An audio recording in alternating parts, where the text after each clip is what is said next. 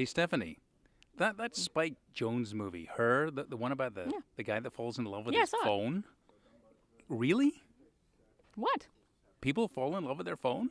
I think you completely buy it. I actually wasn't that skeptical because I really like Spike Jonze, and I really believed he'd be able to pull it off, and especially with Joaquin Phoenix playing the lead. Joaquin Phoenix can do anything. But you buy it. The entire audience bought it. It's Scarlett Johansson's voice speaking to you, and so much of what you love about somebody is just talking to them. So what was it like being married? No, it's hard for sure.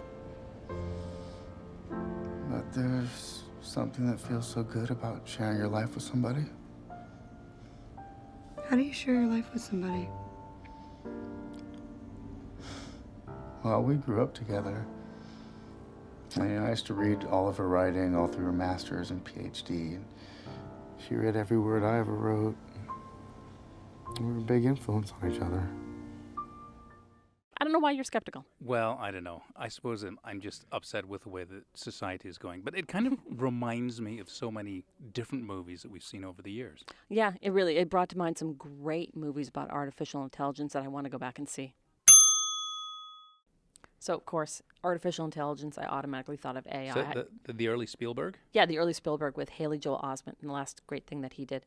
And that movie I really loved because it was about technology, how it affects our lives, and then what happens when the technology becomes obsolete. In this case, the technology is a little boy, and you can't help but feel for him as he's abandoned by his family.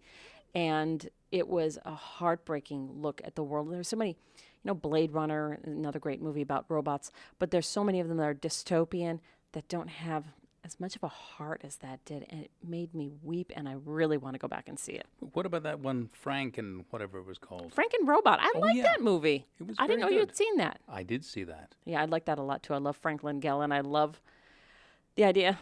I mean, I think that if I had a little pet robot, I would start to care about the pet robot. But he more than starts to care about it. I know. He teaches it really bad habits. It was really creative. I really like that. I like sci-fi movies that aren't about giant special effects, that are about that take place in our own worlds, our own dining rooms, our own houses, that are just a touch into the future.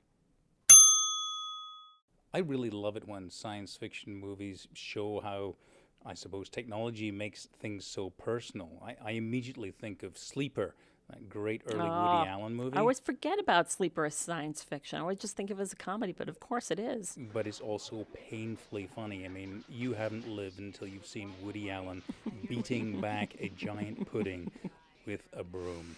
And then, of course, there's that Steven Spielberg, Tom Cruise thing. I can never remember the name. War of the Worlds? No. The one where he drops out of the sky to solve Oh, crimes. that's a good one. Minority Report. I love that movie. Minority Report. That is a great film, which really raises the question of the government knowing when crimes are about to be committed.